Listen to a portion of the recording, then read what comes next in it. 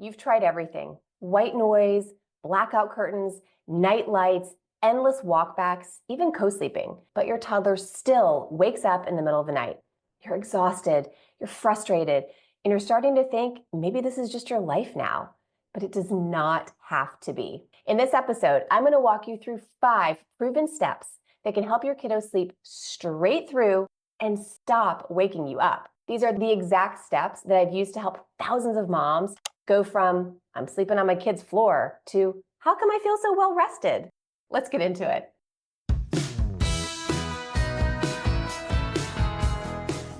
Step 1, fix the bedtime routine. Here's what most parents get wrong about bedtime. They think it's really all about finding the right time.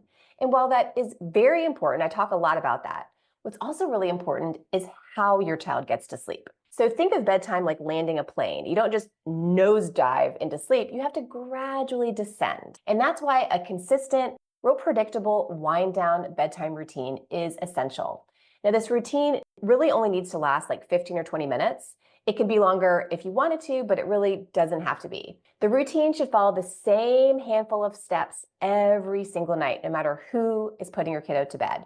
For example, you could do brush teeth, put on pajamas, read 2 books, tuck in, grab your lovey, sing a song, big hugs, and then lights out. No negotiations, no backtracking, no changing the steps every night. Because when your child knows what's coming, their brain almost starts winding down before their head hits the pillow. And that is your first win. Step 2 is teach independent sleep. So here's the thing. If your kid needs you in order to fall asleep, like either rocking them or laying next to them or holding their hand, well, guess what? They're going to need that when they wake up at 2 a.m. again. And they will wake up. And they're going to need you to come back and do that same thing all over again. So we want to eliminate that sleep association gently and with love. So the way that your child has learned how to fall asleep is simply a habit. And habits can be changed. There are many different ways to teach and promote independent sleep. So the key is finding a strategy that really matches your parenting style and then sticking to it with radical consistency. So really the way to change habits is to start a new one and stick to it until it becomes just as familiar as what was happening before. And trust me, kids are such fast learners.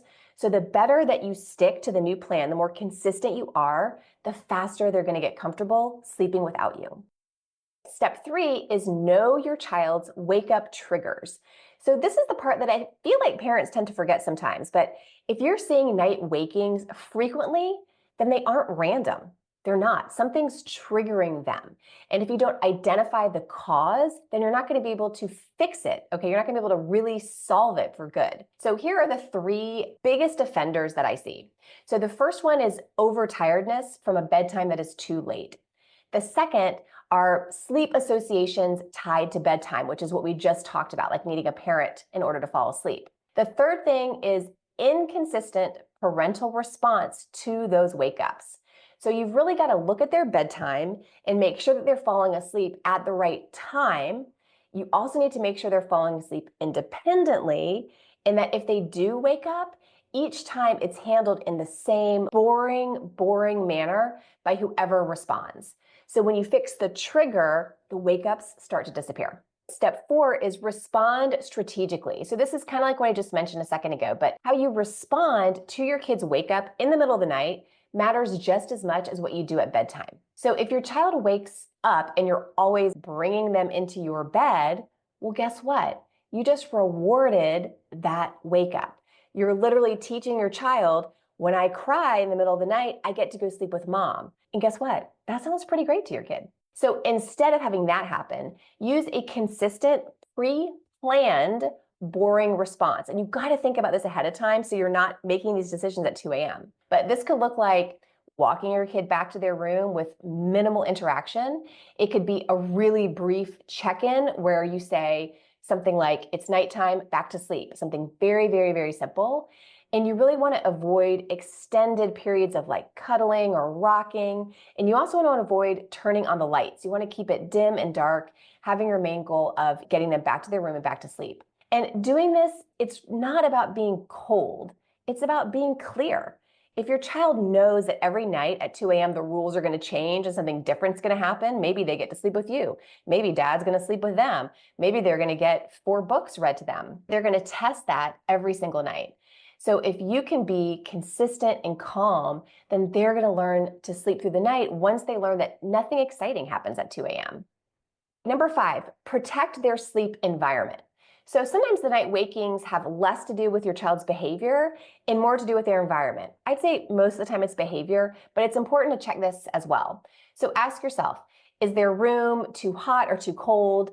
Are there any outside noises that are maybe waking them up? Do they have a sound machine or a nightlight that might turn off in the middle of the night? That could disturb them. Are they waking up because they're wet or itchy or uncomfortable? So I want you to really think about setting up their sleep space for success. So that means like use blackout curtains so it stays dark from bedtime all the way till the morning. Have their room be cool, like around 67 degrees is what they say is great for a sleep environment. Use a white noise machine that stays on all night. That can help to eliminate some of those household noises like the ice machine or the washing machine running. And then of course, like remove any distracting toys from the bed, anything that's like hard or plays a sound that they could roll over in the middle of the night and like activate. Because really a well-optimized sleep environment is like setting the stage for success. It just makes sleep easier.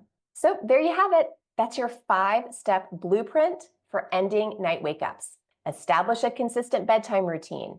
Build independent sleep skills, identify and fix those wake-up triggers, and respond in a way that doesn't reinforce the habit. And then 5, create the ideal sleep environment. If you want to learn more about creating the perfect bedtime routine, check out this video.